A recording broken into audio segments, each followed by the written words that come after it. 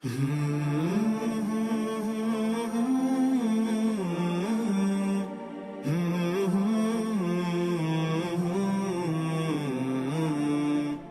لله رب العالمين والصلاة والسلام على أشرف المرسلين نبينا محمد وعلى آله وصحبه أجمعين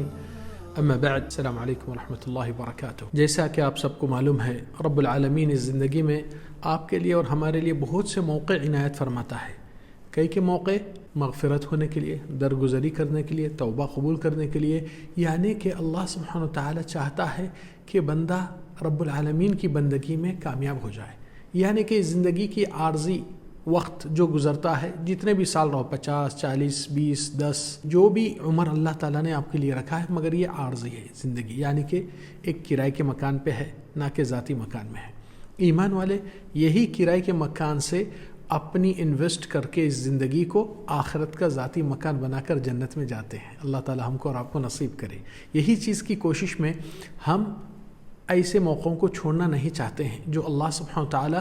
سنہری موقع بھیجتا ہے، اور زندگی کا وقت کچھ ایسا ہے کہ وہ وقت کو بھی انسان ضائع کر دے تو پھر کامیاب کیسا ہو سکتا ہے۔ لہذا آپ اور ہم یہاں پر یہ 10 دن جو ذی الحج کے آ رہے ہیں، یہ بہت بڑے قیمتی دن ہے، اور اس کے اندر کوئی گنجائش نہیں کہ کوئی ایمان والا اس دنوں کی لاپرواہی کر کے عام دنوں کی طرح اپنی زندگی گزارے۔ لہذا ہمارے اور آپ کے طرف یہ چھوٹا سا ریمائنڈر، جو یہ 10 دن تک الحمدللہ اللہ سبحانہ تعالی عمر میں توفیق اور زندگی دیا تو آپ کو اور ہم کو گزارنے کے لیے آسانی ہو جاتی ہے، اور ان دنوں کے اندر کچھ امور اور اعمال جو ہم اور آپ اس سے غافل ہو جاتے ہیں، حالانکہ اس میں آپ کی اور ہماری دنیا اور آخرت کی بہتری اللہ تعالیٰ نے رکھا ہے۔ چلے دیکھتے ہیں، سب سے پہلی چیز اللہ سبحانہ تعالیٰ اس دنوں کے بارے میں کیا فرمائے اور نبی صلی اللہ علیہ وسلم کیا بتائے۔ اللہ سبحانہ تعالیٰ سورہ فجر کی پہلی اور دوسری آیت میں فرمائے، بسم اللہ الرحمن الرحیم، والفجر ولیال عشر۔ فجر کی قسم۔ لوگ فجر کے بارے میں بہت زیادہ لاپرواہی کرتے ہیں، اس لیے اللہ سبحانہ تعالیٰ بتائے کہ انسان جو اپنے آرام کو قربان کرتا ہے اللہ کی خاطر، اس کے لیے آخرت میں ہی آرام ہے۔ آج دنیا میں دنیا والے اپنے بچوں کو چھوٹی کلاس سے لے کے UKG LKG نرسری سے لے کے ان لوگ کو کہاں کی ڈگری تک پہنچاتے ہیں، اور اس کے پیچھے بہت سی محنت جستجو۔ کیوں اتنا تھکاتے ہیں اور اپنے آپ کو تھکا لیتے ہیں؟ گھر کے پیچھے، بچے کے پیچھے، ٹیوشن کے پیچھے، ایگزام کے پیچھے، کالج، اسکول، مختلف چیزوں میں محنت جستجو، تڑپ دیکھ لیجئے کہ آدھی سے زیادہ زندگی اسی میں چلے جاتی ہے، تاکہ وہ بچہ یا وہ بچی قابل بن کے اپنی زندگی میں آرام سے کما کے جی سکے۔ سوچ رہے ہیں کہ مختلف لوگ کا انداز کہ یہ مختصر زندگی کے اندر بھی بھروسہ نہیں ہے کہ کسی اور سے کچھ مدد لے، اپنے بل بوتے پہ، اپنے پیروں پہ، قدم پہ ٹھہر کر اپنے بچوں کو قابل بنائے۔ آج محنت تھکنے دو، مگر کل کے دن ان کو آرام ملنے والا ہے، یہ سوچ کر جستجو ہوتی ہے۔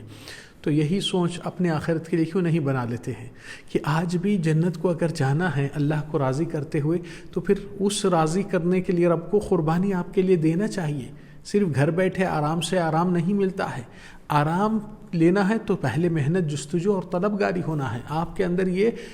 صلاحیات جو اللہ تعالیٰ دیا ہے دنیا کو بنانے کے لیے، اسی صلاحیات سے آپ آخرت بھی بنا سکتے ہیں۔ مگر افسوس کہ اکثر لوگ، جیسا اللہ سبحانہ تعالیٰ فرمائے، بل تؤثرون الحیات الدنیا، تم لوگ دنیا ہی کو ترجیح دیتے ہیں، والآخرۃ خیر وابقی، آخرت تمہارے لیے بہتر اور باقی رہنے والی چیز ہے، یہاں کی فانی چیز ہے۔ ڈگریوں کا بھی